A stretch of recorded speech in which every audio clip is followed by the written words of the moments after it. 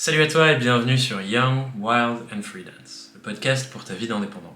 Je m'appelle Thomas Burbidge et depuis 2018, je crée des contenus et des expériences pédagogiques pour aider les indépendants à faire des pas concrets en avant dans leur activité.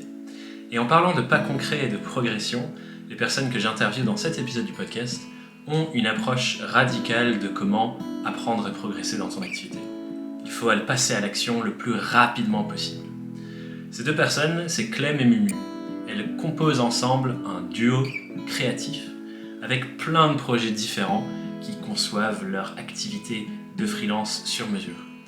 Une agence créative où elles font des vidéos pour des clients en tant que freelance, une chaîne YouTube de voyage pour les enfants, elles retapent un bus scolaire, les grands bus jaunes pour en faire un studio mobile pour tourner leurs vidéos, bref, plein de projets divers et variés.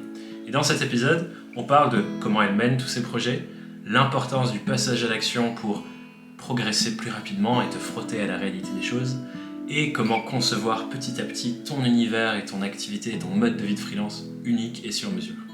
Un épisode fascinant avec plein de choses à en retenir, donc je t'invite à ouvrir grand les oreilles, abonne-toi à la chaîne pour ne rien louper de la suite de la saison et des prochaines vidéos, et on se retrouve à la fin pour un petit débrief. Bonne écoute. Bienvenue sur le podcast, Clem et Mumu. Merci Thomas, c'est cool de nous avoir invités. Ouais, je suis trop heureux de vous recevoir et j'ai hâte de parler de plein de choses, notamment du bus, parce que voilà, grosse inspi quand même, moi ça me donne trop envie, c'est une espèce de fantasme que j'ai toujours eu, ce truc le van, déjà step 1, mais le bus, c'est l'énorme évolution, step 47, ouais grave, et on y viendra peut-être.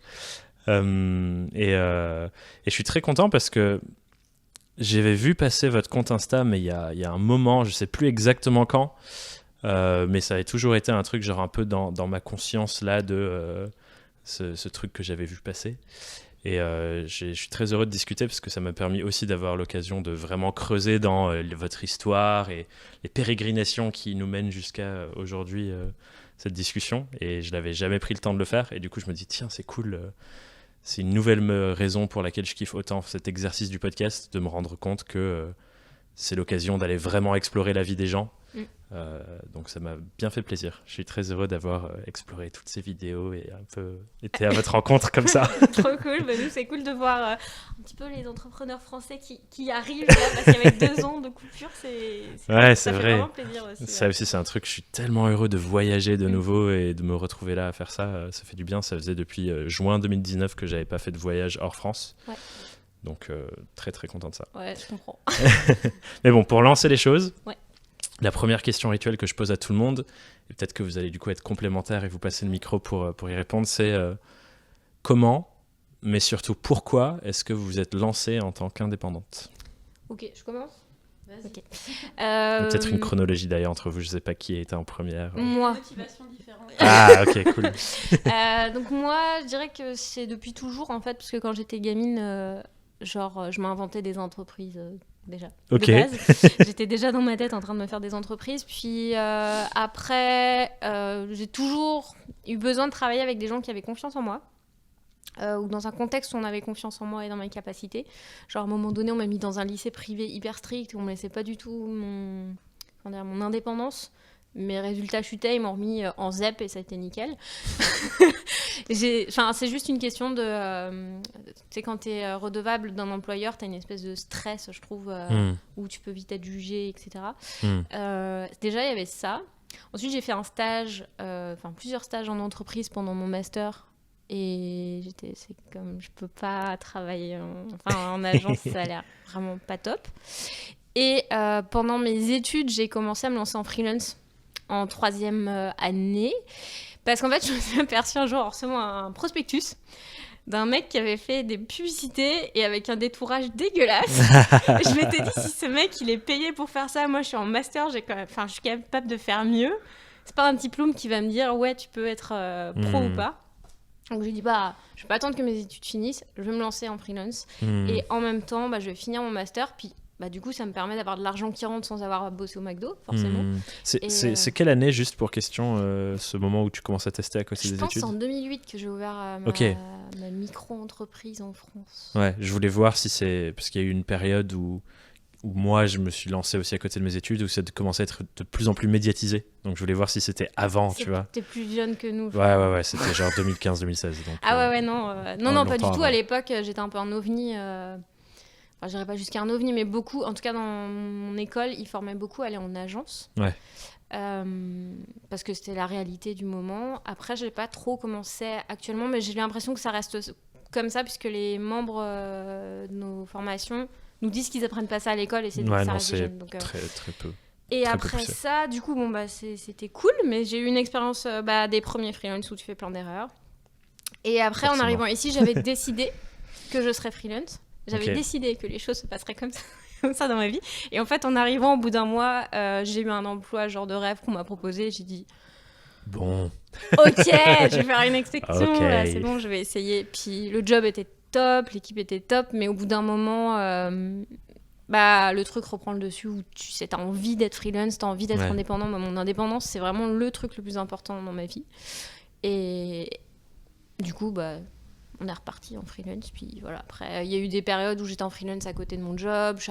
J'ai été à nouveau invitée à reprendre un autre job qui était un job très très cool aussi, où j'ai dit ok. Mais ça m'allait pas. C'est cet éternel retour finalement à mais là, c'est faire les choses comme toi tu veux, quoi. Ouais. Repris à 3 fois, mais je pense, comme tu dis là, ça y est, c'est la bonne. Ouais, puis je pense qu'après, une fois que tu as goûté et que tu aimes vraiment ça, Après, ça se trouve, genre un autre job qui me sera proposé un jour et je me dirais, ouais, pourquoi pas. Pourquoi pas, ouais. Mais parce qu'il faut. Tu sais, il y a des expériences qui sont aussi formatrices et super intéressantes. Donc, c'est ça. Okay. Je te laisse la parole. Ouais. Moi, de mon côté, du coup, le parcours est beaucoup plus différent. C'est que j'ai travaillé pendant 10 ans dans la même entreprise. C'était une grosse boîte, en fait. C'était l'équivalent de finalement la RATP à Montréal, la STM. Yes. Et en fait, je travaillais pour tout ce qui était partenariat, donc pour les gros événements de Montréal. Et puis, après 10 ans, je trouvais ça dur de toujours refaire les mêmes événements. Je trouvais que j'avais tout appris en fait de ce que je pouvais apprendre dans ce métier. Puis dans les grosses boîtes, des fois, c'est pas toujours facile de changer de métier. En fait. De naviguer à l'intérieur. Des fois, tu es un peu cloisonné dans un rôle et c'est compliqué d'en sortir. En plus de ça, j'ai fait un burn-out, ce qui n'a pas aidé. Donc c'est sûr que j'avais aussi une frustration, mais ça, je l'avais depuis que j'avais commencé à travailler. C'était le fait que j'adore les voyages. Je voulais voyager et je trouvais que juste voyager sur 5 semaines... Par an, c'était vraiment pas assez. Et pourtant, je sais qu'avoir 5 semaines, même au Québec, tu vois, j'avais la chance d'avoir 5 semaines. C'était vraiment un gros luxe. Mais c'était vraiment pas assez pour moi. C'était un problème. Donc, du coup, ça a fait que finalement, je me suis dit, me lancer à mon compte. Ça permettrait de plus voyager. Exactement, ouais. Ça me permet d'être libre géographiquement, d'organiser mon temps aussi comme je le veux. Et de faire aussi les tâches. Si j'ai envie d'apprendre une nouvelle compétence, tu sais, je peux le faire et je peux l'ajouter en fait dans mon activité. En fait, je suis pas bloquée. C'est moi qui dessine l'activité que je veux faire. En fait. C'est pas mal ça, mes motifs. Ouais. Et ouais, vas-y carrément. J'ai l'impression de toute façon que ça c'est un truc qui vous lie aussi pas mal ce côté. Moi j'ai plusieurs soucis de santé. C'est tout bête, mais quand t'es employé. Tu peux pas respecter ton corps en termes de rythme. Et chez moi, genre le sommeil, c'est hyper important si je dors pas bien, comme cette nuit avec la déneigeuse. Je suis pas en forme et tout, j'ai plein de soucis qui se mettent en place. Et le fait de pouvoir être à mon compte, c'était je gère mon temps, je gère mon corps. Si je suis pas bien, que j'ai besoin de faire une sieste parce qu'il faut que je m'en booste, je peux le faire. Puis c'est vraiment un truc... parce qu'il y a plein de personnes qui ont des problèmes de santé et qui sont obligées de jongler avec un employeur qui comprend pas ou qui dit non, faut que tu sois là. Pourtant, j'ai eu des employeurs super à ce niveau-là qui ont été hyper compréhensifs et tout, mais ça reste que t'as le truc de je vais pas au bureau, ça craint. Ils me laissent travailler de la maison, mais tu sais, ça craint. Alors que là, je fais ma vie et puis. C'est le point sur lequel j'allais arriver après parce que j'ai l'impression que sous plein d'angles, le message que vous portez beaucoup au travers de vos différents projets contenus, mais aussi auprès des personnes qui suivent votre travail et que vous formez, c'est ce message de l'indépendance, c'est un outil pour designer ton quotidien à ton image, quoi. Et que le travail s'insère dans l'endroit où tu as envie de le mettre. Je sais que la métaphore que vous utilisez, c'est construis ton propre Lego avec toutes ces pièces qui sont à ta disposition et pas celles qui est montrée sur la boîte, qui est une métaphore qui me parle beaucoup d'ailleurs, parce que c'est aussi un peu la philosophie que moi je défends. Et du coup, je trouve que ça s'ancre bien entre le voyage, qui est ce qu'on perçoit le plus de votre travail, avec le côté créateur nomade, le bus que vous êtes en train de retaper justement pour continuer de voyager, et l'autre projet aussi avec les histoires pour les enfants. Pour les enfants. Ouais. Très cool d'ailleurs, j'ai envie de revenir là-dessus. Mais j'avais pas perçu ce truc sur la santé. J'en parle rarement en fait. Mais c'est central au final, parce que c'est juste... quand t'es indé, ta boîte, c'est toi, la personne, et ton corps, et ton énergie, et ta santé. Mais quand t'es salarié aussi. Quand t'es salarié aussi, finalement, parce que oui, tu produis rien, t'as raison. Puis, t'as le regard des autres, ou c'est de la pitié, ou c'est de l'incompréhension, ou de la tolérance et tout, mais j'ai juste pas envie d'avoir à gérer ça en plus, tu vois. Où on dit, tu devrais peut-être faire ça, tu devrais peut-être faire ça. En fait, j'ai juste besoin de dormir. Ouais. Je vais aller dormir. Et ça ira mieux après. Mais et ce que tu dis sur l'indépendance et sur le fait de construire son propre Lego, c'est aussi que quand t'es un créatif, je pense que t'as envie de faire plein de trucs. Et quand ça se ressent. Quand t'es au boulot, quand t'es dans une entreprise, tu dois suivre ce que ton entreprise a envie d'accomplir. Et le rythme qu'ils ont. Et puis toi, tu as peut-être envie d'apprendre à faire de la 3D, mais ça ne rentre pas dans le programme de la boîte. Ou tu as envie de découvrir une nouvelle compétence, puis on te dit non, c'est pas pour toi, on a embauché quelqu'un d'autre à la place et tout. Quand tu es indépendant puis que tu as envie d'explorer un nouveau truc, rien ne t'empêche de créer un projet perso à côté, puis de l'explorer, de te faire plaisir. Et de l'intégrer peut-être à ton offre plus tard pour pouvoir bosser autour des trucs qui t'intéressent vraiment. Et nous, le Lego, c'est ça. On a vraiment mis tous les trucs qui nous intéressaient. Et puis après... Et ça fait un truc. Ouais, c'est ça. Ça fait ce qu'on appelle notre galaxie, tu vois. Et peut-être que du coup, Bubu, toi, tu dois le vivre de ouf, cette transition, justement par rapport à ce que tu disais avant, de 10 ans dans la même boîte, les mêmes projets, tous les ans. C'était comment cette transformation en maintenant, ok, je prends tous mes morceaux de Lego et je fais un truc... c'est hyper varié en fait, parce que c'est vrai que moi la routine j'aimais pas forcément ça. Je trouvais que au fur et à mesure aussi que j'avais de l'expérience dans ma boîte, j'avais de plus en plus finalement d'administrative et de suivi à faire, et j'avais de moins en moins de créatifs et de terrain qui sont quand même hyper importants en événementiel. J'étais vraiment sur plus de la gestion en fait, et ça m'embêtait un peu, alors que maintenant ça peut être de la vidéo, ça peut être de la création de contenu, ça peut être retaper un bus, ça peut être aller tourner un épisode des Petits Aventuriers en Islande. En fait, ça change tout le temps aussi, et c'est ça qu'on veut, quoi. Et je pense qu'on arrivera peut-être à un stade de la conversation, on parlera de comment vous faites pour gérer l'énorme diversité de toutes ces choses, parce que, comme tu le dis, si j'ai envie de tout d'un coup me jeter dans la 3D, et que pour l'instant, il n'y a pas encore la case dans ma boîte ou dans mon business qui dit la 3D, c'est pertinent là. Ça demande une certaine gestion. Mais peut-être déjà, la première question que j'ai envie de vous poser, c'est aussi, si on reprend la métaphore du Lego, je reçois ma boîte, j'ai tous les morceaux et j'ai le dessin sur la boîte de voilà ce que tu pourrais ou devrais construire. C'est dur, je trouve, le fait de faire scission avec ça et de se dire, en fait, non, moi, je vais prendre une autre voie et construire sans modèle. Ce qui, je pense, c'est ce qui arrive à beaucoup d'indépendants. On les nous invite, moi c'est un message que j'adore porter, de dire c'est une page blanche et tu peux écrire et créer n'importe quoi. Mais c'est dur souvent de créer sans modèle, je trouve quand même. Et du coup, je suis curieux de vous, qu'est-ce qui vous a soutenu ou qu'est-ce que vous pouvez partager comme chose soutenante pour réinventer des choses qui n'existent pas encore finalement, parce que si c'est le reflet de notre unicité, on n'existait pas avant. Donc, alors la première chose, c'est de faire quelque chose. La première chose, c'est... je vais te donner un peu l'exemple de comment on a créé notre tout premier projet... Enfin, notre tout premier non, parce qu'on en a eu d'autres, mais celui qui était un peu marquant, c'est on est parti en tour du monde.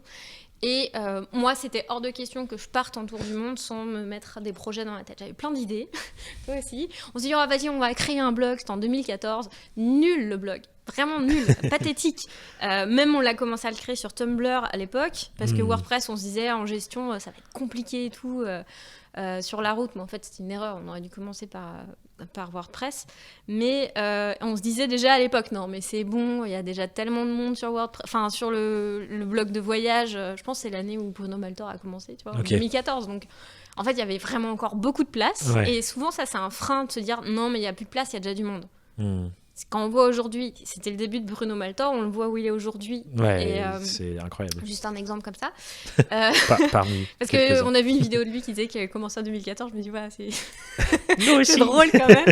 Et on avait l'impression que c'était bouché. On avait vraiment l'impression que c'était bouché, alors qu'il y avait encore des choses à faire. Et donc déjà, c'est de se dire, ok, je vais commencer quelque chose, puis je vais l'explorer. Et puis... pendant le voyage, donc moi je bossais en parallèle, puis je voulais pas partir sans revenir avec un truc de voyage, tu vois.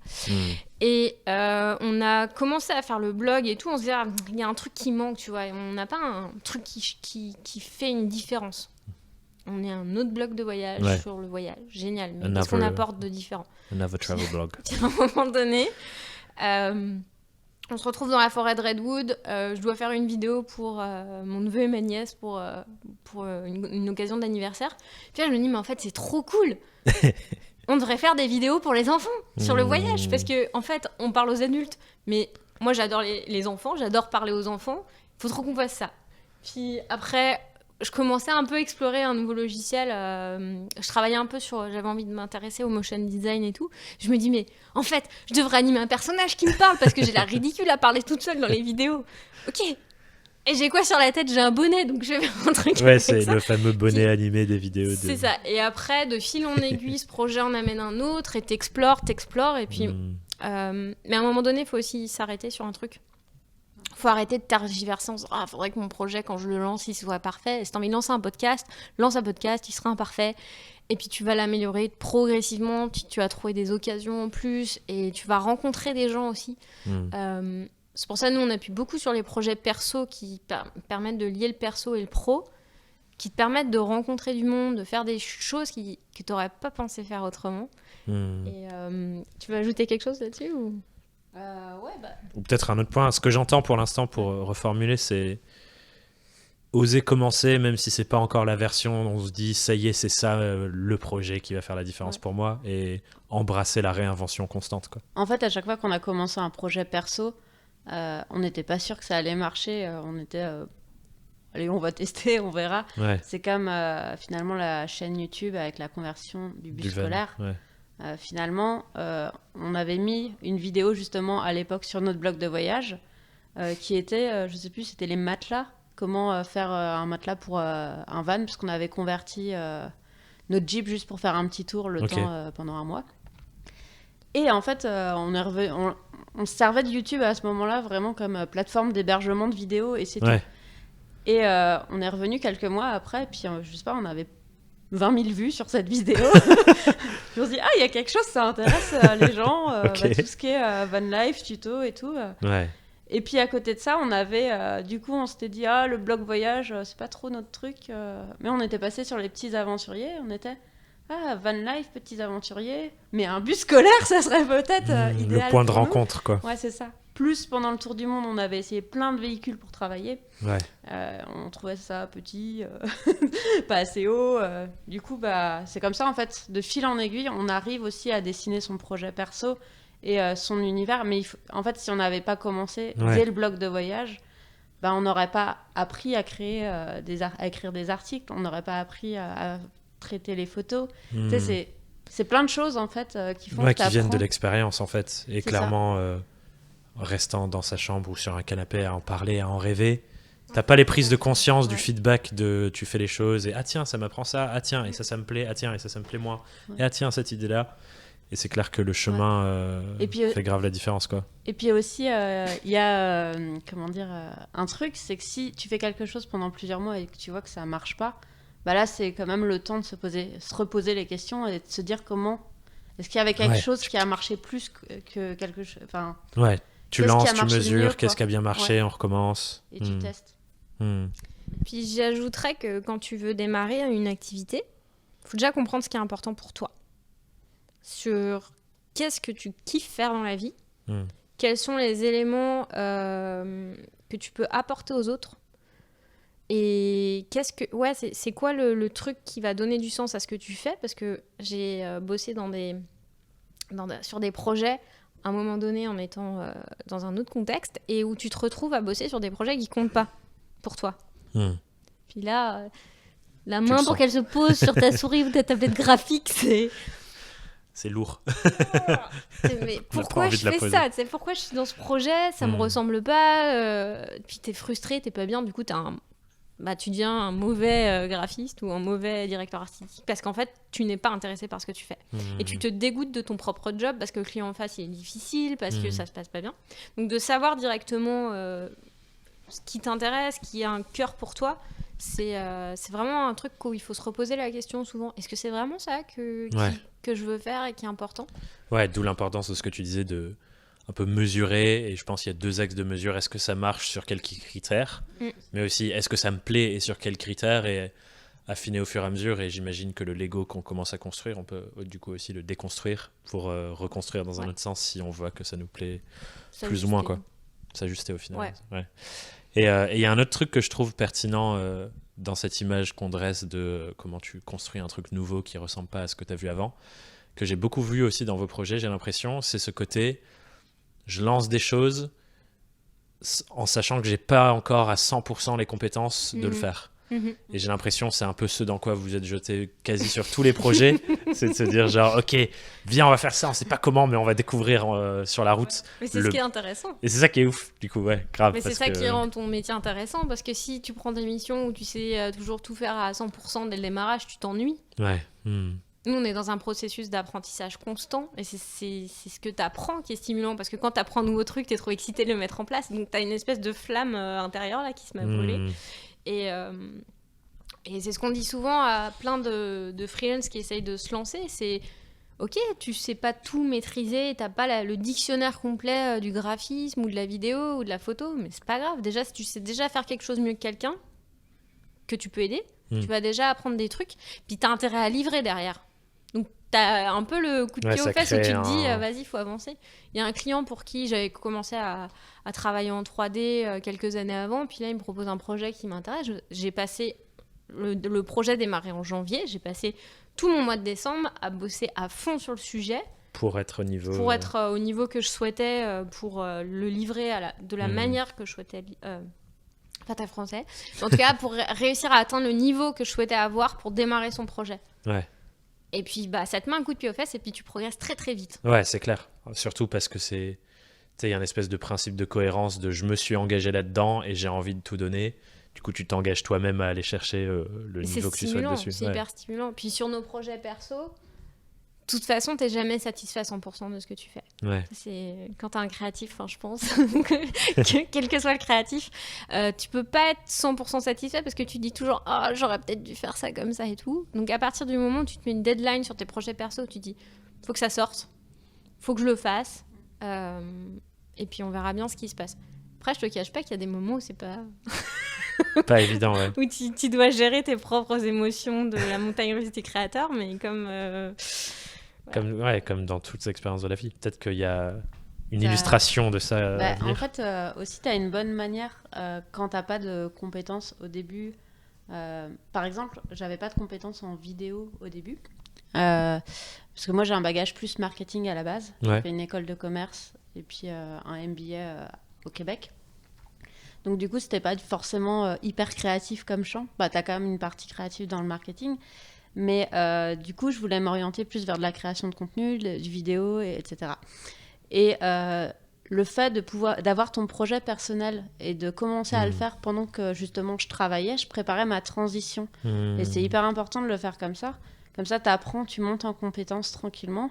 Et puis quand tu veux partir, tu es prêt, tu as des compétences. Et ton projet personnel t'a aussi permis d'attirer des clients.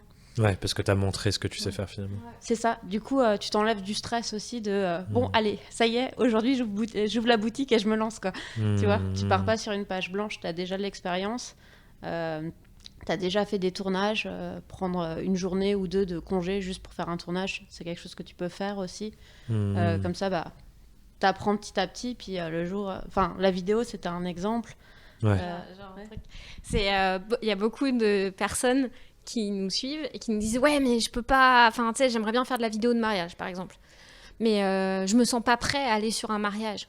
Ok, mais dans ce cas-là, ce que tu fais, c'est que tu dis aux mariés, écoutez, ça vous arrange si je viens sur votre mariage, je me fais la main, si la vidéo me plaît, je vous la donne, sinon bah, je la garde pour moi. T'as pas un engagement de contrat, mais au moins tu t'es un peu mis dans le bain pour juste voir si déjà ça te plaît, si c'est cool, si les clients, enfin, ou tes amis sont contents de ce que t'as fait, et en fait tu t'as expérimenté, puis tu vois le truc, et en fait l'idée c'est toujours s'enlever un max de pression le poids, de ça, parce que là la première ta première mission, surtout quand t'as pas le droit de te rater, parce que bon, en sur graphisme mariage, au pire tu peux revenir, mais sur un mariage, un événement, one day si j'en ai jamais fait, t'es un peu stressé, bah dans ce cas-là tu fais un truc où tu dis bah je fais ça vous dit, j'essaye, si ça me plaît je vous le donne, ça peut pas, bah tant pis, et puis voilà. Mais au moins tu l'as fait, t'as testé. Et tu peux même mettre le cadre de dire prenez quelqu'un d'autre et vous, enfin et voilà, et moi c'est le bonus. T'es en second quoi, ou t'es en troisième, ou t'es en backup, mais tu t'exerces pendant le truc. C'est en fait dès qu'on a envie de faire quelque chose et qu'on se dit oui mais il faut toujours se dire ok, il y a un mur devant moi, mais comment je fais le tour de la clôture. Grave. Et je pense que tu vois, c'est intéressant, ça vient aussi je pense du fait que on a ce biais où on a envie de tout de suite faire la version parfaite pour la première fois, et c'est là, bon je vais peut-être rattraper votre métaphore des Lego à chaque fois parce que bon c'est cool, on peut l'illustrer de plein de manières, mais c'est ça qui est cool avec les Lego aussi, c'est que tu construis, si ça te plaît pas tu peux enlever les briques, changer les trucs, refaire, et du coup tu fais une sorte de version brouillon de ta première construction. Et je trouve les projets perso c'est une super manière de le faire, parce que c'est pas grave si c'est imparfait, il n'y a pas de...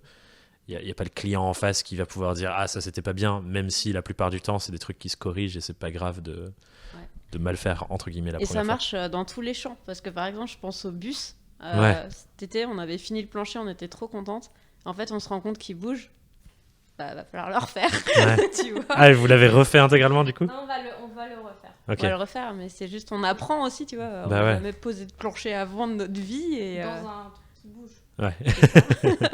Mais du coup, bah, c'est aussi un apprentissage, tu vois. C'est un autre domaine, mais beaucoup de choses comme ça, bah, tu fais. Si ça marche pas, tu recommences. Ouais. Au bout d'un moment, ça devient bon, quoi. Et puis je pense à un endroit aussi où vous, ça vous a peut-être accéléré cet apprentissage, notamment sur le bus, c'est de se dire je lance des projets perso, mais on le documente aussi.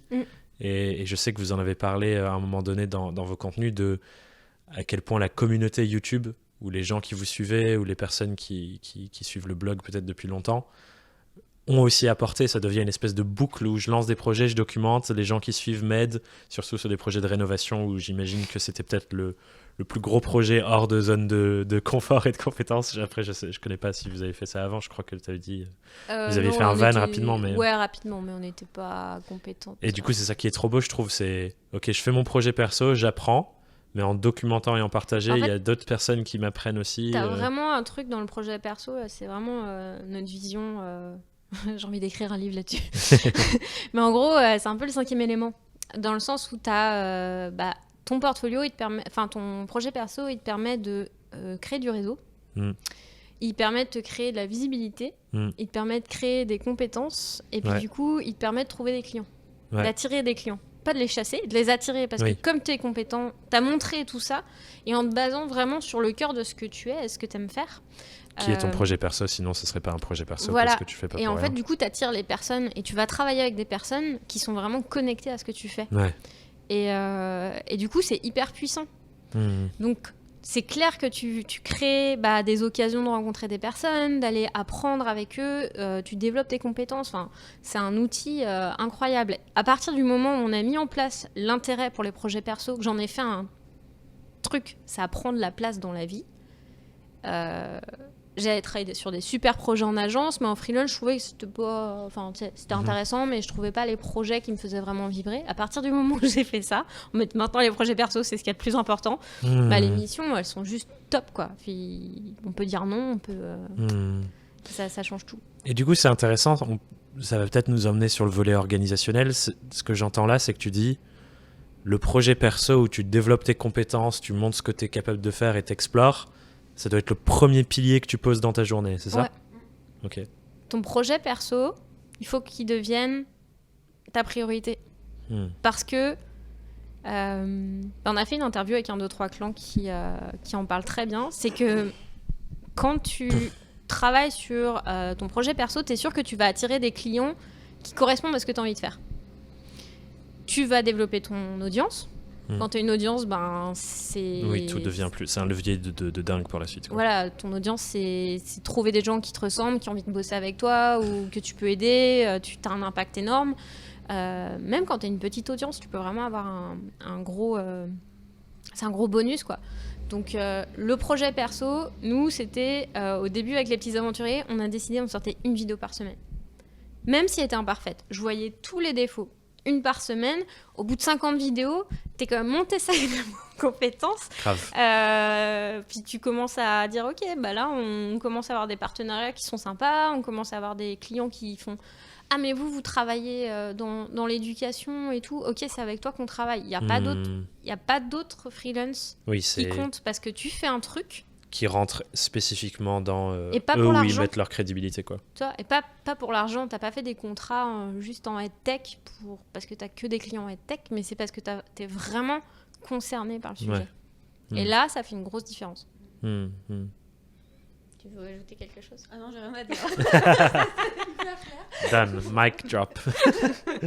Non, mais ouais, c'est hyper cool, et je voulais raconter une petite anecdote aussi sur ce côté apprentissage communautaire quand on n'a pas les compétences de base. Et c'est une histoire qui me tient à cœur, je pense qu'il va vous parler aussi. C'est une amie à moi qui s'appelle Léna, qui est en train de se lancer dans la construction de sa cabane en mode autonome au fin fond de la forêt en Dordogne.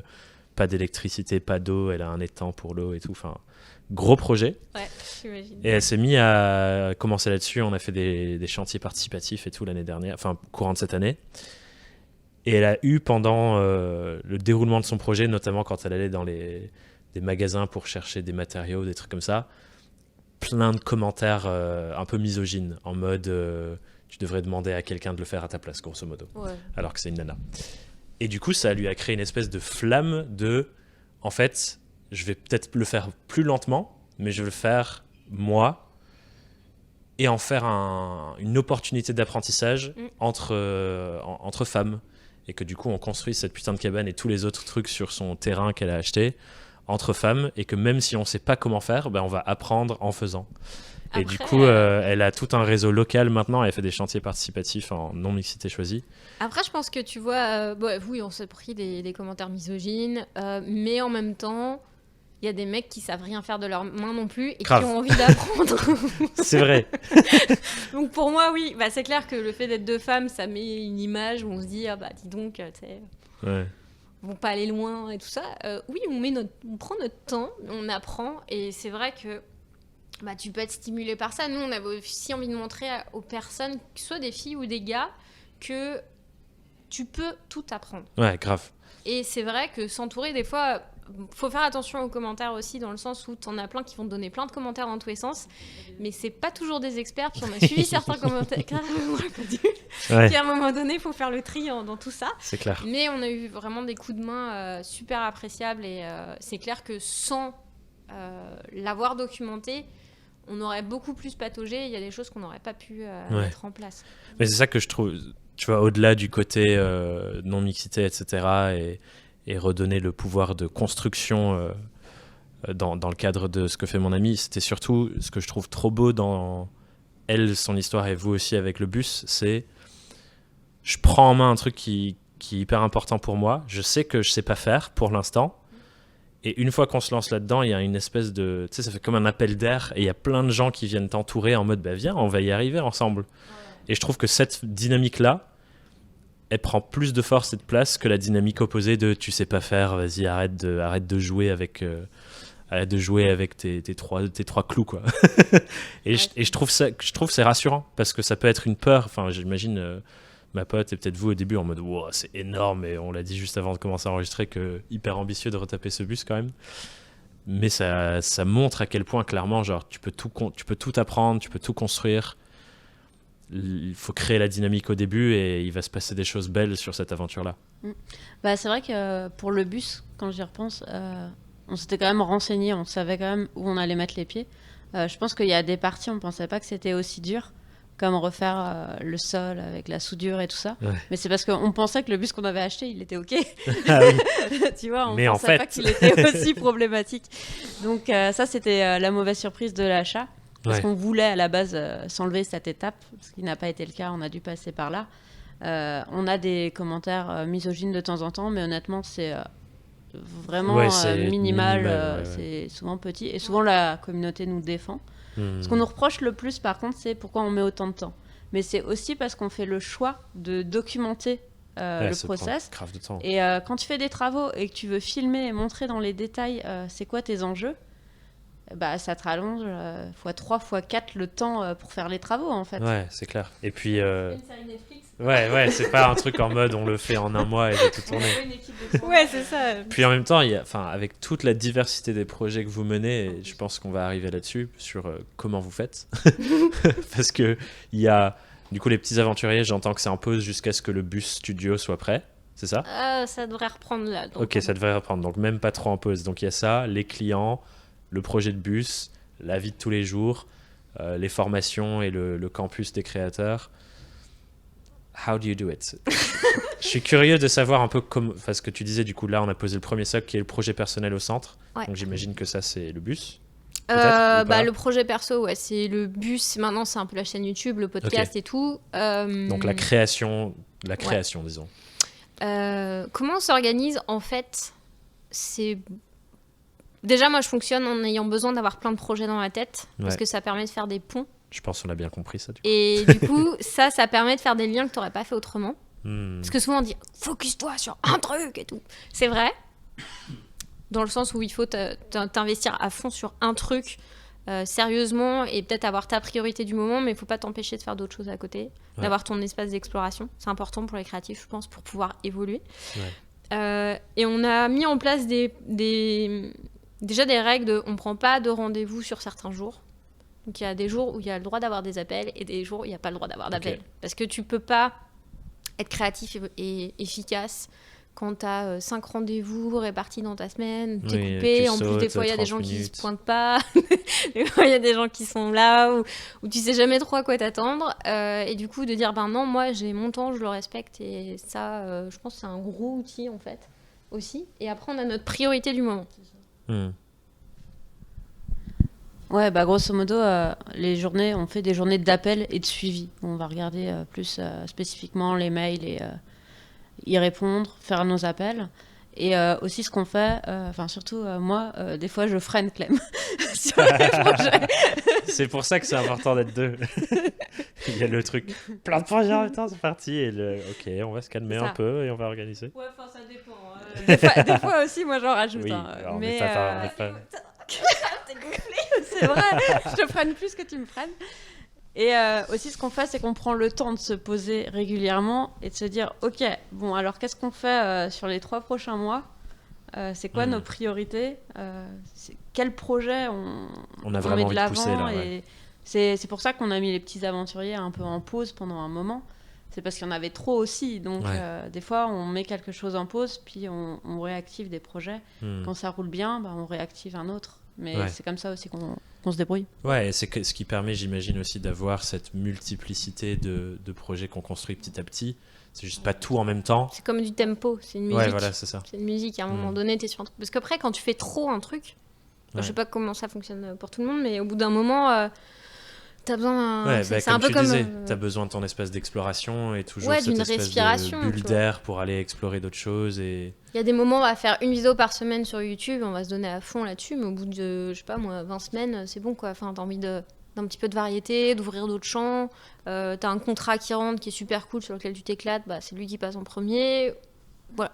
T'as des moments aussi importants. Puis t'as aussi un petit peu des fois de la saisonnalité dans les projets. Par exemple, le bus, on le fait quand même beaucoup plus l'été. On est beaucoup plus actifs l'été, on y va beaucoup plus parce que c'est plus facile au niveau des températures, il pleut moins, etc. C'est plus simple, mais c'est pareil pour tout ce qui est activité vidéo. On a beaucoup plus de contrats vidéo à partir du printemps jusqu'à la fin de l'octobre. On en a moins l'hiver, puis on court moins après les contrats en extérieur en hiver. Donc, ah bon. Curieux.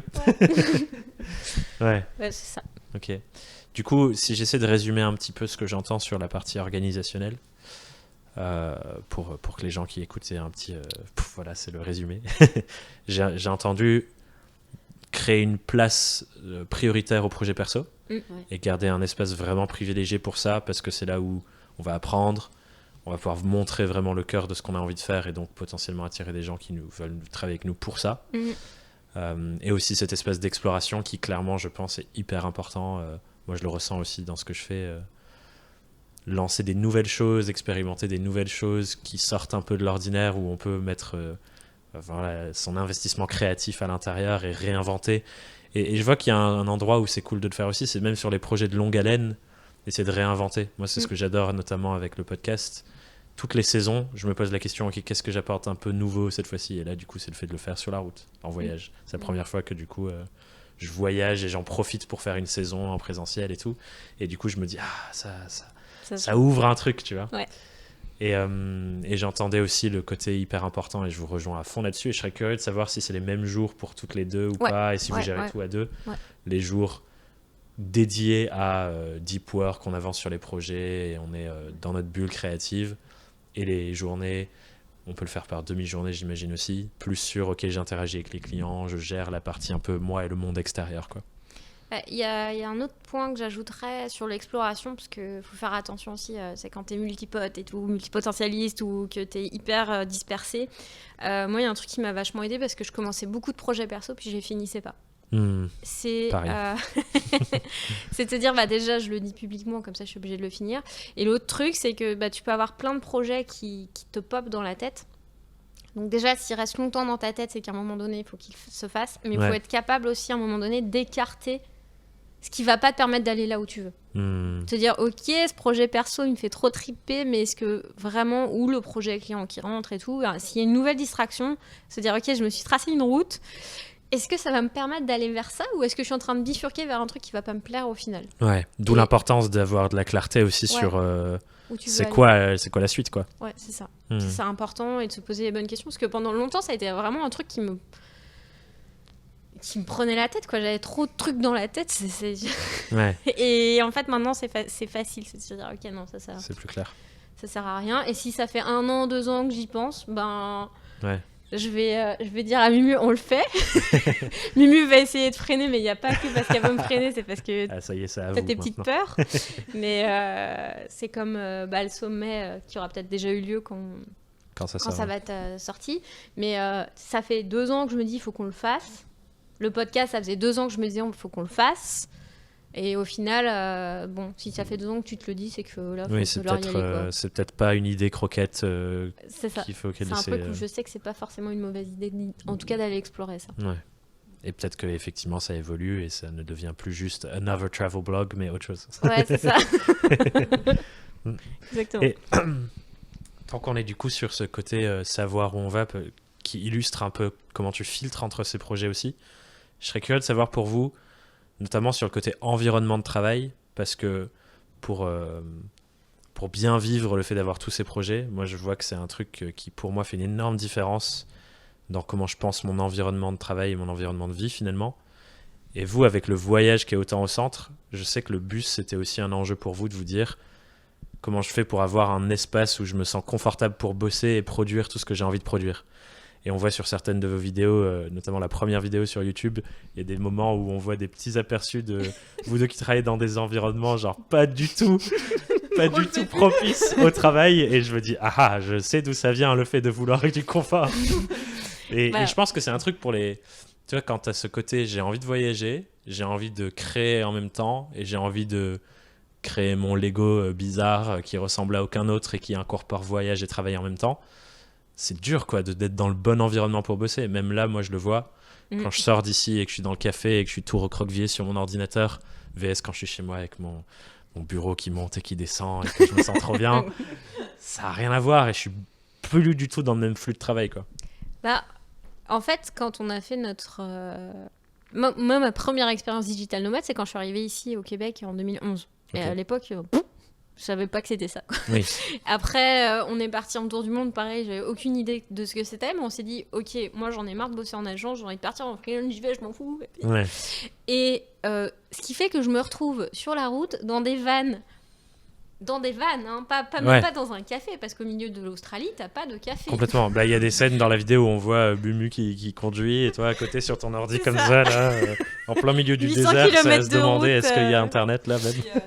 Non, je téléchargeais tous les trucs dont j'avais besoin avant de prendre la route. Pour bosser, Pour bosser, donc il fallait vraiment beaucoup anticiper. Après, on spotait les endroits sur Wikicamps pour voir où est-ce qu'on avait un potentiel de Wi-Fi ou de capter un tout petit peu pour faire des transferts de fichiers. Puis à l'époque, transférer 1 giga de fichiers, c'était énorme, mais ça coûtait super cher. Et c'était vraiment hyper galère. J'ai bossé assis sur une glacière après avoir cueilli des pommes toute la journée. Tu fais 10 heures de pommes et à la fin de la journée, t'es en train de designer un truc pour le Cirque du Soleil sur ta glacière et t'es en mode mais qu'est-ce que je fais? En plus, il faisait soit trop froid, soit trop chaud, vraiment. Quoi. On est passé de à 10 sur la glacière en manteau de ski et tout à 50 où on cherchait la moindre coin d'ombre. Puis quand t'es dans cette dynamique-là, puis j'étais partie vraiment en mode, j'ai fait ce qu'il fallait pas faire en freelance, c'est-à-dire partir sans... J'avais des clients dans le sac à dos, mais j'avais pas assez de clients pour avoir la tranquillité d'esprit de me dire c'est bon, relax. T'as pas besoin de te stresser, dans ce cas-là, tu prends des clients vampires, tu fais des trucs qui vont pas, tu fais tout ce qu'il faut pas. Ouais. Et en plus, il y avait ce stress-là de faut savoir où on va dormir, qu'est-ce qu'on va manger, est-ce qu'on est en danger ou pas. Parce que quand tu es sur la route, tu sais jamais trop où tu arrives. Et puis, moi, je suis quelqu'un qui flippe facile. Et le confort, quand je suis revenue à Montréal après avoir vraiment beaucoup bougé, ça a été ok en fait. Se lancer en freelance, c'est pas si compliqué. Ça se fait bien. Quand tu es bien confo, ça va. Mais pour moi, c'était plus possible de faire des voyages où on bougeait tous les jours quasiment. Ouais. Tu gères tes clients. Et j'étais en mode, on a pris le van... qu'on appelait Maximo Leveau.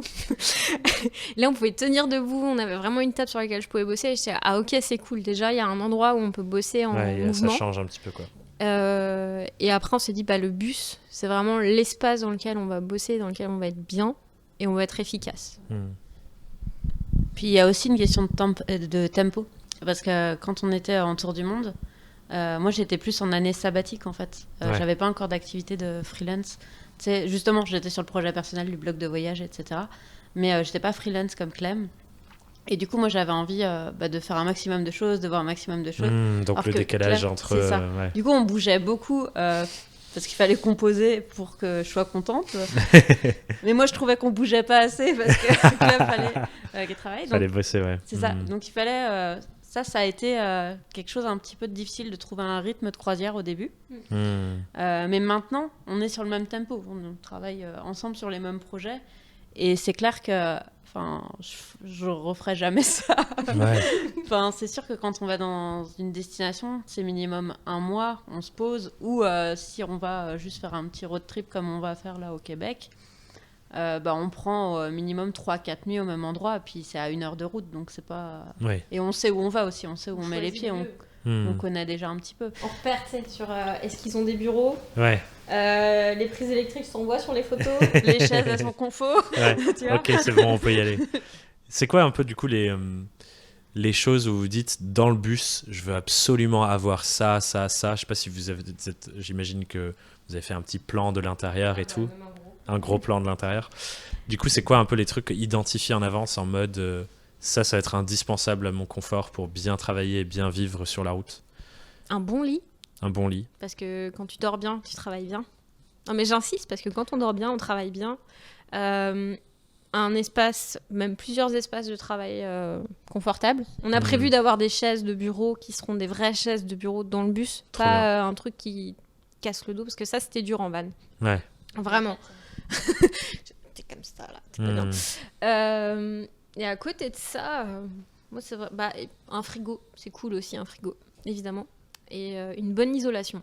Vraiment, une bonne isolation, ça, c'est important parce que quand t'as un ordinateur, ça chauffe. Une bonne ventilation parce que s'il fait trop chaud ici avec les canicules dans le nord du Canada, c'est quand même assez intense. Et l'hiver, c'est assez intense aussi. Mais dans l'autre sens, l'autre forme d'intensité. Et puis, vu qu'on avait déjà fait un road trip aux États-Unis, genre au mois d'octobre, et qu'on est passé de plus 30 à moins 20 sur 2 jours, ah ouais. Tu sais que l'isolation, c'est important. Vraiment. Faut pas négliger. Et toi, Mumu, c'est quoi tes must-have de confort travail-voyage? C'était un petit peu ça, là, ce que Clem vient de dire. Je dirais que ce qui est bien aussi avec le bus, c'est qu'on va avoir plusieurs espaces de travail. Mais c'est un petit peu comme ce qu'on a ici pour notre studio. C'est qu'on a une pièce commune, mais on a un petit bureau où on peut s'isoler aussi. Quand tu vas faire du travail plus d'écriture ou choses comme ça, tu as besoin de te concentrer, tu peux t'isoler. Ouais. Et puis tu as vraiment la grande salle, l'endroit où là on peut plus se balancer des idées et travailler plus en mode collaboration, quoi. Parce que moi, c'est un truc que j'observe. J'ai quitté Paris l'année dernière et là, je viens de m'installer en août dans une belle grande maison à la campagne en coloc. Et je vois que j'adore la diversité d'espace en fonction de ce que je fais. Genre pour faire telle tâche, je vais bouger à tel endroit et en fonction des choses que je fais, je suis plus ou moins bien pour les faire dans différents environnements. Quand tu voyages, tu as forcément le grand géographique qui bouge. Mais c'est ça que je me dis qui est formidable avec le bus, que tu n'as peut-être pas dans d'autres cadres de nomadisme. C'est qu'il y a vraiment l'espace pour construire différents espaces, quoi, à l'intérieur. Ouais. Et je pense que c'est un truc qu'on sous-estime au tout début de ce mode de vie digital nomade, en mode je vais voyager, ça va être ouf, mais quand on commence à avoir, j'imagine pour vous c'est grave le cas, mais quand on commence à avoir une sorte de ok, il faut suivre le flux quand même des clients, on a des choses de plus en plus conséquentes à produire, c'est là où ça devient hyper important cet équilibre, je pense. Ouais. Pour l'avoir mal fait, c'est stressant quand tu l'anticipes pas et quand tu le fais pas bien. Après, une fois que tu as l'habitude, c'est beaucoup d'anticipation en fait, je pense. De toute façon, quand t'es freelance, il faut anticiper. Ouais. Mais alors là encore plus. Et l'anticipation te permet de voir pas mal de problèmes et de gérer ton stress en amont. Mais quand tu le fais pas, pour moi c'était vraiment dur. Dire mon tour du monde a été difficile, c'est un peu bizarre. J'ai kiffé en même temps, j'avais plein de trucs super. Mais en même temps, t'avais une espèce de pression de ça. En plus, t'es pas forcément bien installé et tout. C'était trop cool. Mais maintenant, on essaye d'être un peu plus... Ce qui défait l'objectif, en plus, tu vois, c'est dommage de se dire je vais être dans des paysages incroyables, dans des pays où j'ai vraiment envie d'explorer les choses, mais de pas réussir à être 100% dedans parce que t'as mal anticipé la charge de travail que ça allait être et l'espace mental que ça allait te prendre. Et je pense que c'est pas l'objectif de quelqu'un qui se dit j'ai envie d'être digital nomade et non, faut vraiment bien le préparer. Et puis après, bien préparer ta transition au freelance aussi. Ouais. Pour avoir la tranquillité d'esprit de pas être en mode au moindre truc, tout à rien tout d'un coup, quoi. Ouais. Puis surtout que tu peux un peu anticiper tes coûts en amont. Puis en plus, nous, on a eu l'intelligence de faire tous les pays qui coûtaient le plus cher. on s'est vraiment pas facilité la vie à ce niveau-là. Ouais. Mais tu sais jamais trop ce qui va t'attendre. Mais en même temps, c'était formateur parce que maintenant, vivre avec l'incertitude, c'est plus un problème en fait. T'étais en mode de toute façon on s'en est toujours sorti, donc quoi qu'il arrive on va trouver un moyen et puis c'est tout, quoi. Mais l'incertitude, je sais que c'est un truc qui fait peur à beaucoup de monde. Mais une fois que t'as un peu dosé le truc puis que t'en as eu des incertitudes qui t'ont fait flipper, tu te dis ok, c'est bon, en fait ça va. Si t'as quelqu'un qui dit ouais non bon là on va ralentir le rythme sur ça, c'est pas grave, on va aller ailleurs. Mais je pense que l'incertitude est un truc à apprendre à maîtriser, en fait. Ouais, grave. Ouais, puis tu peux aussi développer des stratégies pour l'incertitude. Si tu as un moment où tu as moins de clients, nous, ce qu'on recommande aussi, c'est fais-toi un fonds d'urgence avant de partir en voyage et tout ça. Parce que c'est compliqué, sinon, si tu as un déj de clients et que tu as l'autre bout du monde, tu as le décalage horaire, les connexions, tu sais jamais si ça va marcher. C'est compliqué, donc au moins si tu as un petit fonds pour voir venir et prendre le temps de trouver les bons clients, et c'est normal dans une activité de freelance aussi d'avoir des gros pics d'activité et des moments un peu plus calmes. Souvent on a tendance à stresser quand c'est plus calme, mais en fait il faut profiter de ces moments. C'est presque les moments où tu peux plus profiter de voyager en plus.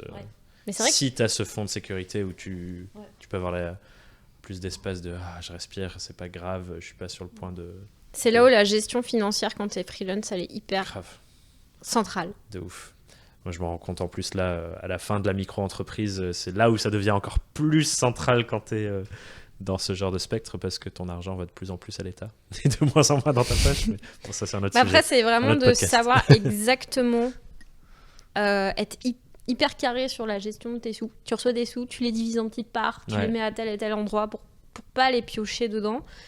Et savoir, ça, c'est si j'ai 3 mois de...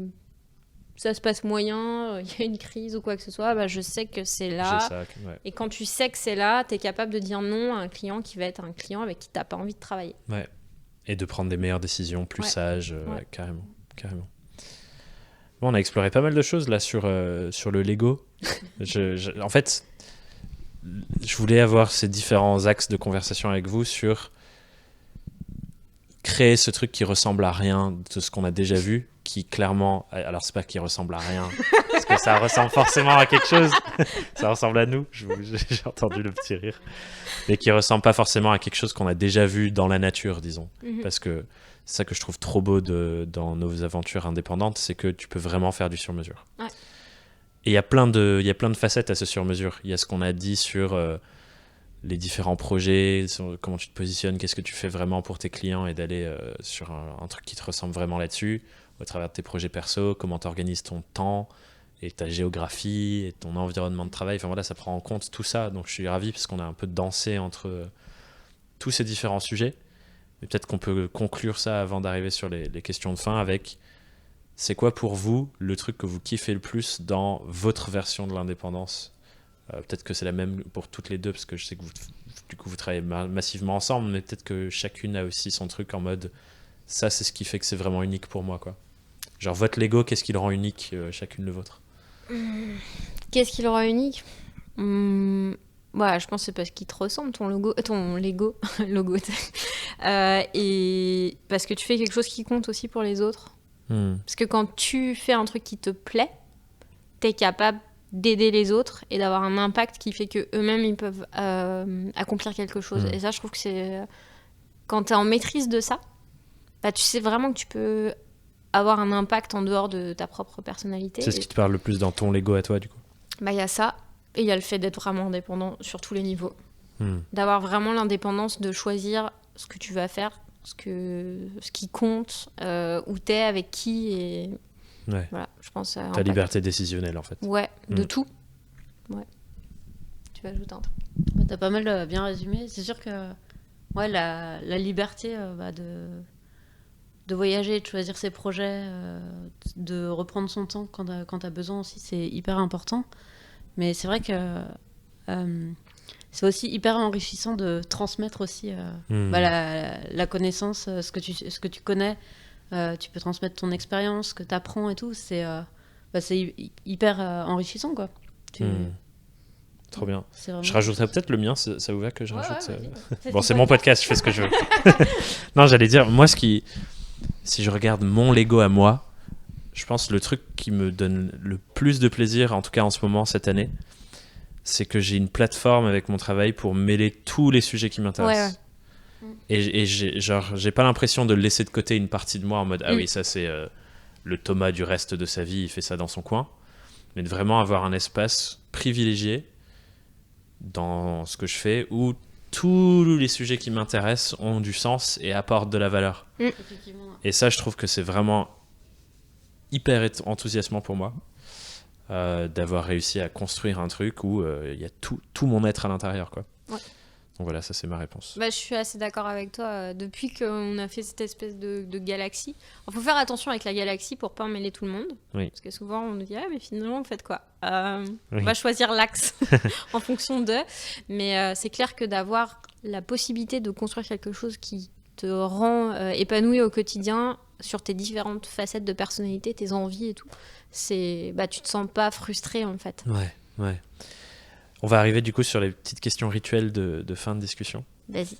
La première, c'est si vous étiez face à une version du passé de vous, premier jour d'indépendance, donc peut-être que là on va remonter aux tout premières expérimentations à côté des études, qu'est-ce que vous diriez à vous-même ?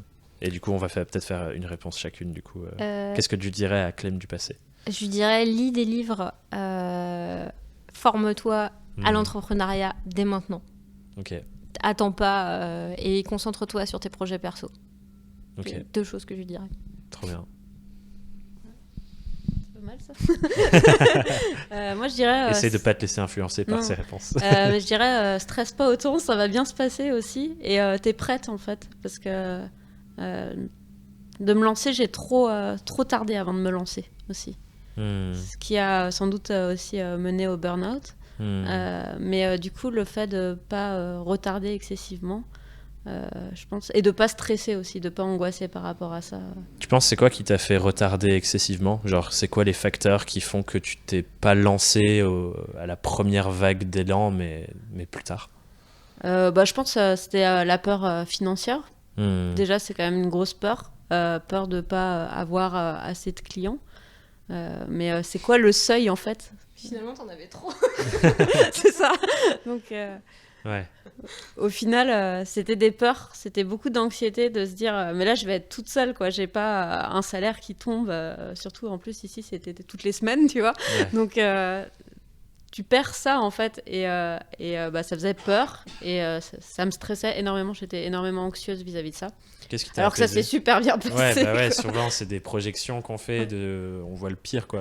Ouais. Qu'est-ce qui t'a apaisé du coup au moment où tu t'es lancé pour de bon sur ces deux sujets? Déjà, je me suis lancée, mais j'avais quand même Clem qui avait beaucoup d'expérience. Ouais. Donc être entouré, avoir dans ton réseau quelqu'un qui est entrepreneur, qui peut te rassurer aussi, qui vit aussi les mêmes choses, qui connaît ces peurs-là. Ça aide, parce que moi je viens d'une famille où il n'y a pas du tout d'entrepreneurs et ça me faisait peur du coup ce côté-là, et je voyais bien, même quand je parlais un peu de ce projet, il y avait un peu de l'incompréhension et de la peur, tu vois, de mes parents. Ils avaient trop peur, ils étaient mais qu'est-ce qui est fou. non, surtout pas. C'est ça. Ouais, mais du coup ça vaut pas la peine de se rendre malade ou d'attendre d'être malade pour partir, pour y aller. Quoi. Parce que toi c'est ça, t'as fait le switch parce que t'avais anticipé. Ouais, je savais que j'allais partir, mais j'ai pas pu t'as pas pu aller au bout en fait, quoi. Donc faut pas attendre. Faut pas attendre, et il faut s'écouter à un moment et faire une transition. Ouais. Et peut-être que du coup, il y a la question d'après, mais on va faire dans l'autre sens. Tu vas répondre en premier, on va voir si ça influence Clem peut-être un peu. C'est, ça a été quoi pour toi depuis que tu t'es lancé? La plus grosse difficulté que tu as traversée dans ton chemin entrepreneurial, et comment tu l'as dépassée? Ouf. Honnêtement, c'est vraiment très bien parti. On est parti en mode fusée. Depuis que je me suis lancée, depuis 2 ans, ça tourne bien. C'est pas obligé d'être une énorme montagne, hein. Ça se trouve, tout se passe très bien et c'est génial. Mais s'il y a un truc qui t'a fait vivre un truc un peu difficile, peut-être. Oui, là, actuellement, là, sur les derniers mois, je suis enceinte. Et du coup, quand tu es enceinte, surtout sur le premier trimestre, c'est compliqué d'être à 100% dans le travail. Et de gérer ça quand tu es indépendant, ça prend beaucoup à anticiper et de pas être trop anxieux aussi. Tu vois, c'est pas bon. Je pense que de toute façon, j'ai un caractère qui est un peu anxieux à la base.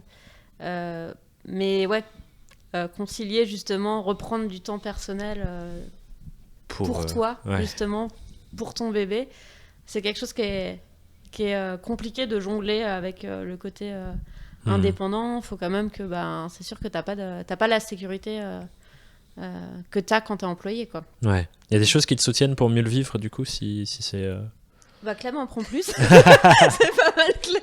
Mais encore une fois, c'est cool d'avoir des gens qui ont autour de nous. C'est aussi, je pense, de l'accepter que tu vas pas être à 100%. Et sur les premiers mois, c'était un peu dur de me dire j'ai travaillé 2 heures aujourd'hui parce que j'étais malade, quoi. Tu vois.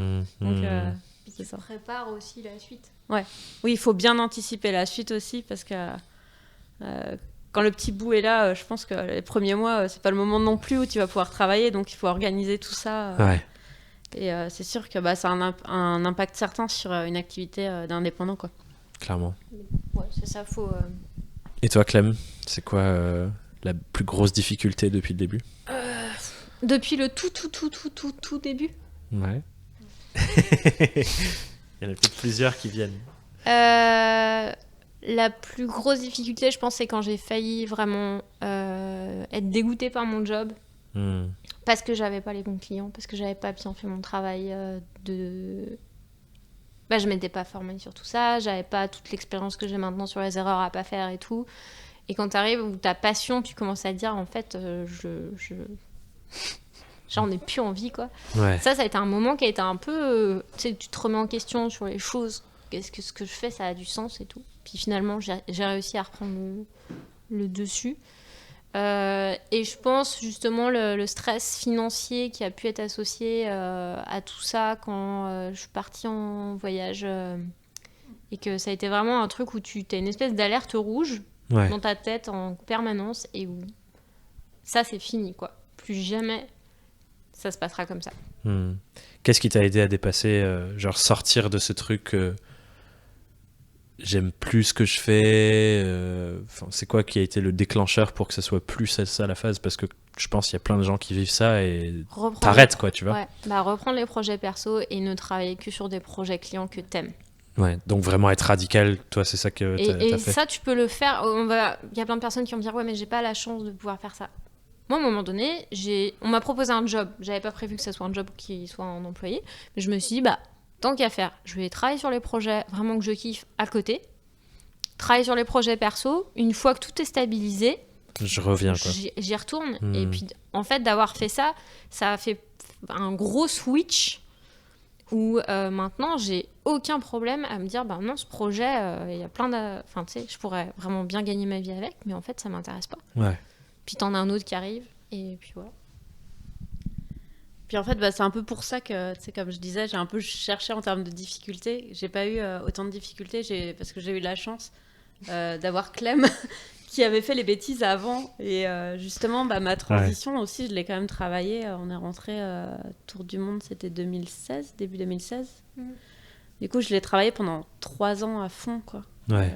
Je mettais toute mon énergie, mes soirs et mes week-ends sur les projets perso. Par contre, je voudrais juste mettre un truc sur ton burn-out, c'est pas lié à ça. Non, c'est pas lié. Enfin, c'est vraiment le travail, quoi. Ouais. Pas croire que le fait d'avoir des projets perso t'amène au burn-out. Ouais, c'est clair. Je pense que c'était des contraire, projets un peu échappatoires où tu crées, tu t'amuses et tout. Ouais, c'est ce que j'allais dire. Effectivement, tu as peut-être une charge de travail un peu plus grande, mais c'est tellement une ouverture que en fait, ça contribue aussi beaucoup. Ouais, c'est ça. Parce que moi, c'était plus lié justement au fait d'une grosse structure, de répétition, de processus qui n'en finissent pas, le cadre qui était rendu oppressant pour moi, en fait. Ouais. Mais je pense que c'est bien que tu le reprécises, parce que tu vois, je pense on voit toujours le fait de se lancer comme cette espèce d'énorme saut dans le vide où on passe de j'ai toute la sécurité à j'en ai aucune. Mais ça peut super bien se préparer. Ouais. Et je pense que les projets perso... C'est notre message, ne te mets pas en situation de danger. Vas-y tranquillement, t'as un job, essaye de voir si tu peux avoir un client à côté. Commence à créer des projets le week-end, le soir, montre ce que t'es capable de faire, documente, et d'ici quelques mois, 6 mois, après tu te lances quand t'as tout ça prêt, quoi. Ouais, faut y aller tranquille, sans forcément se mettre la pression, mais surtout se concentrer sur son essentiel, sur son Lego, sur ce qui peut t'aider à aller là où t'as envie d'aller. Construire avant d'avoir besoin que ça soit construit, quoi. Ouais. Grosso modo. Oui, c'est ce qu'on répète tout le temps au moment du campus. Ouais, je pense que c'est hyper important de le répéter encore. Trop bien. Et on arrive du coup sur ma question favorite de tout cet échange qui arrive à la fin, qui est, si on se tourne vers les gens qui nous écoutent et qui nous regardent, s'il y a une question que vous avez envie de leur poser pour qu'ils prennent un vrai temps de réflexion sur à la fois leur business d'indé, mais leur vie d'indépendant autour, donc on va dire sur le Lego entier, c'est quoi la question que chacune de vous a envie de leur poser? Du coup, c'est quoi ton Lego? Classique. Ça fait sens. Et ça sera quoi ton prochain projet personnel? Donc la prochaine brique pour le Lego, peut-être, du coup. Trop bien. Chouette. Cool. J'ai hâte de voir. Peut-être que des gens nous enverront des photos des Lego. Ce serait bien. Si vous avez envie de faire vraiment un Lego, construisez-le, envoyez-nous les photos, ce serait avec grand plaisir. Exactement. Merci beaucoup en tout cas pour merci. le moment d'échange. Cool. Où est-ce que j'envoie les gens qui veulent en savoir plus sur vous, voir la fin de l'aménagement du bus? C'est quoi les endroits où on peut suivre votre travail et votre aventure? On peut nous suivre sur Voyage en roue libre, le blog, donc voyage en roue libre avec des tirets.com. Sur la chaîne YouTube, on a creatornomade.com au pluriel où il y a tous nos guides, tout ce qu'on propose gratuitement et aussi nos autres formations. Instagram. On y est un petit peu, on est plus au quotidien sur Instagram, mais sur YouTube c'est plus profond. Puis on a le podcast aussi. Vidéos qui documentent tout. On a le podcast Créateur Nomade aussi. On publie un peu moins dessus, mais quand on publie des gros morceaux. Okay. Trop cool. De toute façon, je mettrai tous les liens dans la description que vous avez dit pour aller suivre tout ça. Et il y a les petits aventuriers pour les petits aventuriers qui vont revenir du coup. Un de ces 4. Ouais. Voilà. En tout cas, hâte de voir les petits aventuriers dans le bus une fois terminé. Ça va être dingue. L'apogée de tout, ça va être fou. Ça va être dingue. Merci beaucoup les filles. Merci à toi. Bye. Bye. J'espère sincèrement que cette vidéo et cette conversation t'a plu. Si t'as envie de retrouver tous les autres échanges de cette saison du podcast, je t'invite à t'abonner à cette chaîne, mettre un pouce bleu, partager ce que tu retiens de cette conversation dans les commentaires. J'ai très envie de savoir qu'est-ce que t'as appris de l'expérience de cette personne, qu'est-ce que tu retiens pour toi. Et si t'as envie d'aller plus loin et aller creuser un peu plus encore dans ces apprentissages pour progresser dans ta vie et ton activité d'indépendant, tu retrouveras dans la description le lien vers ma newsletter, qui est l'endroit où je pense que je partage le meilleur de tous mes contenus. Donc clairement, va dans la description, abonne-toi à ma newsletter et chaque semaine tu recevras des conseils, des pensées, des contenus pour t'aider à progresser dans ta vie d'indépendant. Je te retrouve à l'intérieur et je te souhaite une merveilleuse journée en attendant la sortie du prochain épisode de Young, Wild and Freelance. Bye bye.